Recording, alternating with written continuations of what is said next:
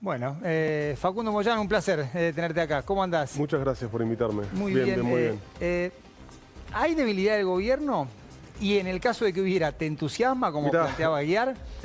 Aunque me entusiasmara, no podría plantearlo nunca en términos personales porque estaría debilitando un reclamo que se puede interpretar como legítimo a esta altura, ¿no? Yo creo que los primeros reclamos de la CGT, y de hecho lo dije siendo parte de ese reclamo, merecían una autocrítica muy profunda por parte de los dirigentes, ¿no? En nuestro caso y en mi caso particular, tuve una posición muy fuerte en contra de las políticas de Alberto Fernández y en ese momento también del gobernador de la provincia de Buenos Aires, Axel Kicillof. Tal es así que hicimos 9 medidas de fuerza y en la 9ª nos pidieron la quita de la personería gremial. Ahora, que un dirigente sindical hable de que se ponga contento porque a un gobierno le va mal y lo disfrute placenteramente es un tema muy del dirigente sindical. Me parece que acá lo que tenemos que reflejar es que hay sí un malestar de los trabajadores y que en este caso, por lo menos lo que observo yo, no es un paro con culpa ni digitado políticamente, por lo menos desde nuestra parte. Yo vengo de un reclamo de hace una semana que tenemos, o sea, no es que estamos parando, nos obligaron a parar porque sacaron un privado de una concesión vial y dejaron a 500 trabajadores en la calle, sin siquiera indemnización. Llamativo para un gobierno que supuestamente iba a promover la inversión de privados, ¿no? Y justamente hicieron cargo de esta concesión a Vialidad Nacional, una institución que claramente no hace falta detallar los casos que tiene de corrupción y demás, bueno, coronados por ese famoso convento con los bolsos con 9 millones de dólares. Pero más allá de eso, yo creo que, como bien decían ustedes, hay una morfología bastante rara de la masa salarial, ¿no? Sí. Hay trabajadores que están en el sector privado, que son 100.000 menos que el año pasado. Estos son datos del Ministerio de Trabajo, Empleo y Seguridad Social de la Nación. Hay trabajadores que, por las modificaciones que se hicieron en el monotributo social, que están en relación de dependencia, pero que son 300.000 menos, y si se cuentan otros, tal vez menos. Pero también hay un fenómeno que hay que reconocer y que los dirigentes sindicales debemos hacer, si bien yo todavía no tengo la titularidad. A ver, si te entiendo, vos decís que en general hay menos gente en blanco.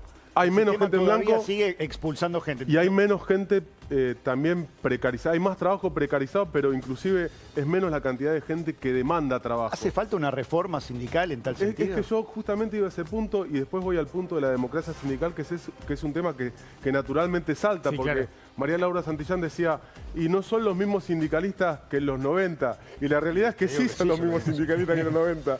Y creo que ahí también radica un problema grande. Sí, en algunos gremios hubo una renovación, pero en pocos. Sí, y yo creo que tampoco hay que generalizar porque, a ver, la realidad es que el sindicalista que se prolonga en el mandato no está incumpliendo con ningún mandato legal. Mientras tenga la realidad es que hay una demanda social de que pero es necesario más de cambio. 30 años en el puesto. Vos recién mencionabas la UTA. La UTA, a ver, tiene por lo menos 5 seccionales que no le reconoció la elección. Y esto produce que existan gremios que se arman paralelamente, claro, proliferando la unidad sindical y perjudicando obviamente a los trabajadores. Ahora, la realidad es que hay un fenómeno acá que yo quería resaltar, que debemos reconocer porque mucho se habla de reformas laborales y demás, y la realidad es que la reforma laboral está hecha y de hecho.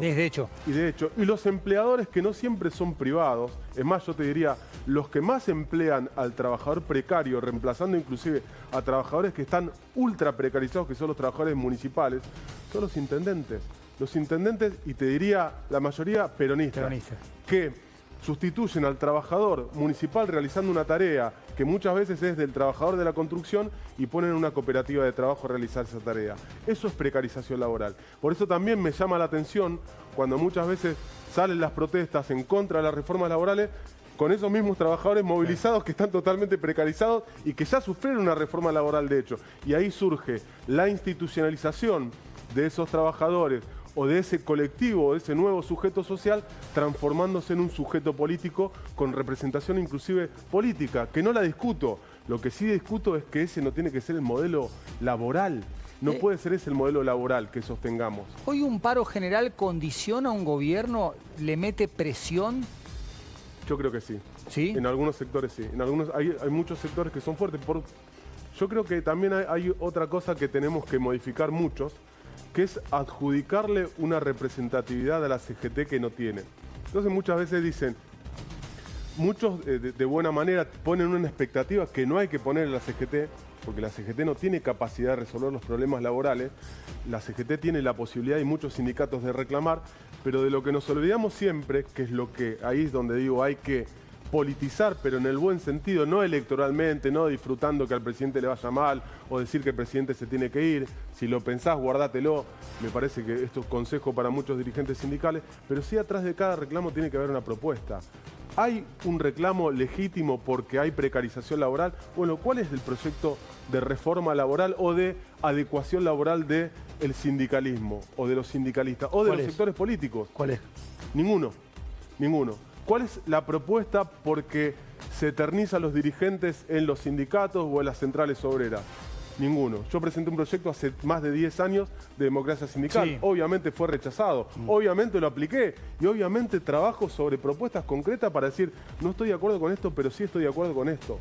Me parece que esa es la postura que tiene que tener algún sector del peronismo. Ya no sé ni siquiera diferenciar qué es peronismo, qué es kirchnerismo, pero digamos, ¿y la tus pares cuando vos planteas estas cosas, discusión? qué te dicen? Porque digo, sos un moyano, digamos, es imposible... Bueno, la ventaja de ser moyano es que llama la atención.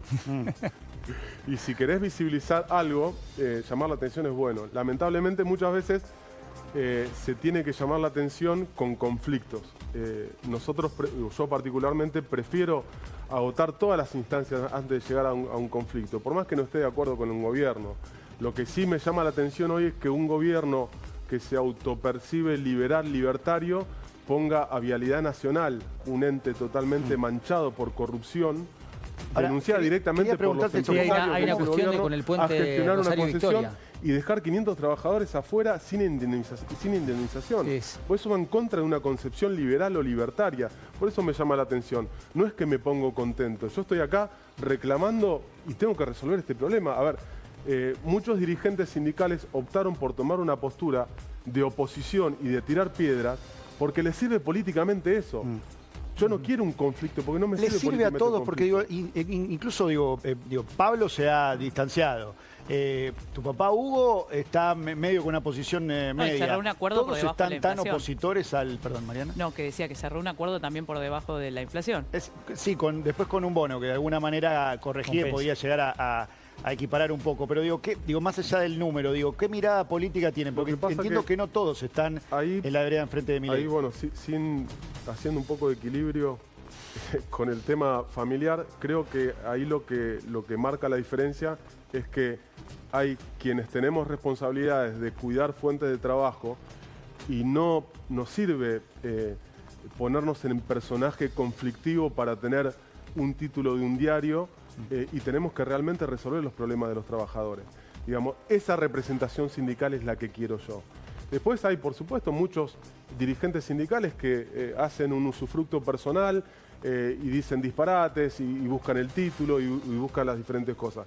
Acá lo que hay que plantear es un reclamo totalmente legítimo porque hay menos puestos de trabajo en el sector privado, porque hay menos puestos de trabajo en el sector público, naturalmente porque este gobierno avisó y vino a eso, a recortar en el sector público, para mí con un desprecio del Estado que es una posición tan absurda como el desprecio al mercado. De un lado tenemos un polo que desprecia totalmente al empresario, que dice que la inflación es mala, que emitir no es malo, y del otro lado tenemos un sector que desprecia al Estado y dice que no sirve para nada, y que el propio presidente afirma que es un topo de los empresarios dentro del Estado, que me parece que es demasiado abusivo en términos retóricos para tener una posición de jefe de Estado. Sos un jefe de Estado y estás en contra del Estado, es un poco raro. ¿Hay espacio para la moderación, para los matices, para el gris? Porque estás planteando un péndulo entre una posición totalmente antimercado a una totalmente antiestado, con algunas cuestiones que vos mismo destacabas. Esto de, por ejemplo, la precarización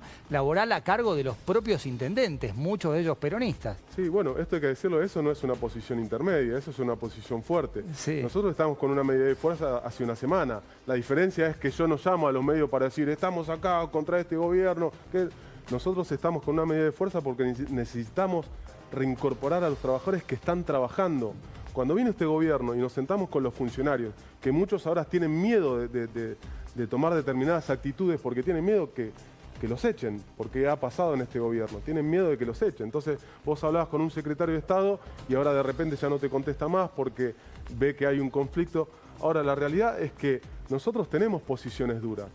Lo que no nos sirve es el papel mediático de hacernos los Che Guevara, porque me parece que eso es algo que a otros dirigentes tal vez sí les sirve, pero los que tenemos responsabilidad de cuidar la fuente de trabajo, tratamos de visibilizar situaciones extremas como estas, como la de pérdida de puestos de trabajo y como, por ejemplo, la de los jubilados. La de los jubilados es algo inaceptable. Uno ve cuánto está la canasta básica total, cuánto está la canasta básica y cuánto cobra un jubilado. Es terriblemente lejano. Es un tercio. Pero ¿sabés cuál es el problema del reclamo? Que en el 2022 también era un tercio de la canasta básica total. ¿no? Digo, y los dirigentes sindicales, no me incluyo para nada, no hacían nada. No hacían nada. Facundo, muchísimas gracias. Un placer.